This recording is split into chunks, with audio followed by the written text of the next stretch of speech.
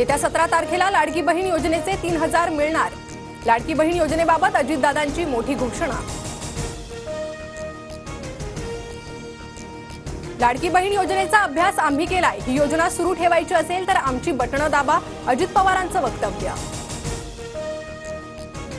लोकसभेनंतर बहीण लाडकी झाली आहे, हे सगळं लाडक्या खुर्चीसाठी चाललंय। उद्या हे चंद्रही आणून द्यायला होकार देतील, जयंत पाटलांचा सरकारवर हल्लाबोल।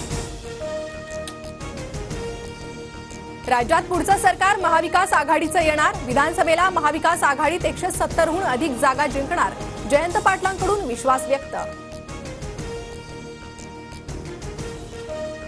राज्यसभेत जया बच्चन यांच्या नावावरून खडाजंगी, तुमचा टोन चुकीचा, जया बच्चन आक्रमक, तर तुम्ही सेलिब्रिटी असाल मात्र संसदेचा डेकोरम ठेवावा लागेल, सभापतींनी सुनावलं। विधानसभा निवडणुकीत उमेदवार दिल्यास आमचे उमेदवार अपक्ष लढणार, मनोज जरांगेंकडून भूमिका स्पष्ट, 29 ऑगस्टच्या बैठकीत निर्णय होणार। महाविकास आघाडीत मुख्यमंत्री पदाच्या चेहऱ्यावरून घमासान, ठाकरे गट आणि काँग्रेसमध्ये मतभेद, पृथ्वीराज चव्हाण आणि संजय राऊतांची वेगवेगळी मतं।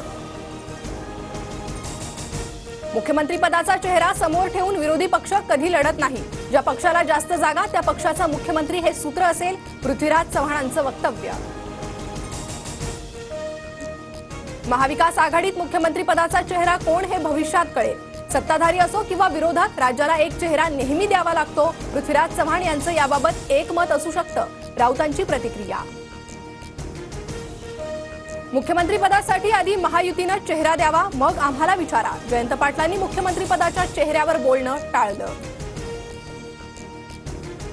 भाजपची अवकात काय, दिल्ली तुमच्या बापाची आहे का, उद्धव ठाकरेंच्या दिल्ली दौऱ्यावरील टीकेला राऊतांचं जोरदार प्रत्युत्तर।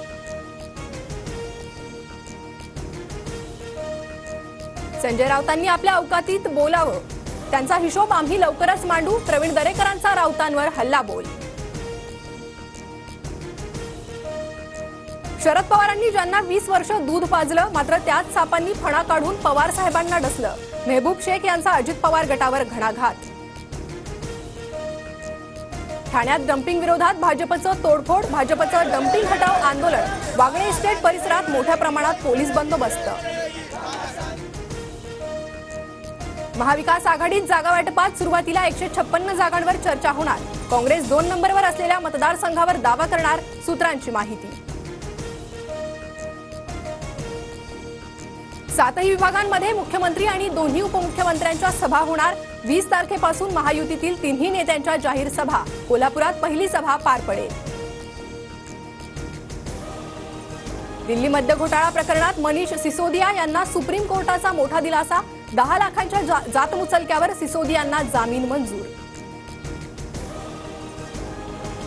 भिवंडी नाशिक महामार्गावर खड्ड्यांचं साम्राज्य, मुख्यमंत्री शिंदे आज पाहणी करणार, आनंदनगर जकात नाका मुलुंड टोल नाक्यावर वाहतूक कोंडी, 2 ते 3 किलोमीटर वाहनांच्या रांगा। पोलिसांची परवानगी नसतानाही बच्चू कडू सभा घेण्यावर ठाम, संभाजीनगरच्या शिल्लेखाना चौकात प्रहारकडून सभेची तयारी। विनेश फोगाटच्या निवृत्तीनंतरही रौप्य पदकाची आशा, विनेशकडून रौप्य पदक मिळावं यासाठी अपील, क्रीडा न्यायालयात भारताकडून वकील हरीश साळवे बाजू मांडणार। भारताचं पॅरिस ऑलिम्पिकमधील पहिलं रौप्य पदक, भालाफेकीत नीरज चोप्रानं इतिहास रचला, ट्रॅक अँड फील्ड ॲथलेटिक्स प्रकारात 2 पदकं जिंकणारा नीरज एकमेव भारतीय। ऑलिम्पिकमध्ये भारताला आणखी एक कांस्य पदक, भारतीय हॉकी संघाचा स्पेनवर 2-1 ने विजय, टोकियोनंतर पॅरिस ऑलिम्पिकमध्ये देखील भारताला कांस्य पदक।